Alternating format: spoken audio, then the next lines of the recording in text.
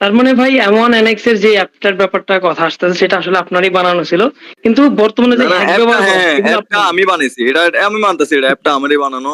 ভিডিওর শুরুতে আপনারা যে ভয়েসটিকে শুনলেন এবং টাইটেল ও থাম্বনেইলে যা লিখেছি তা কিন্তু মিথ্যা নয়, কারণ এমন এনএক্স নিজের মুখেই স্বীকার করেছে এমন এনএক্স নামে যে হ্যাক করার অ্যাপ রয়েছে সেটি সে নিজেই তৈরি করেছে। অ্যাপটিকে সে কেন তৈরি করলো, কিভাবে তৈরি করলো আর অ্যাপটির কাজ কি সেই সম্পর্কেও সে বলেছিল, সেটা অবশ্যই আপনাদেরকে দেখাবো। তবে তার আগে বাকি নিউজগুলোকে কভার করে নেই। অবশ্যই আপনাকে সেই ব্যাপারটি সম্পর্কে পরিপূর্ণ ধারণা দিব, কারণ তা না হলে একটি নেগেটিভ নিউজ যাবে। তাই অবশ্যই আপনাকে পুরো ভিডিওটিকেই দেখতে হবে।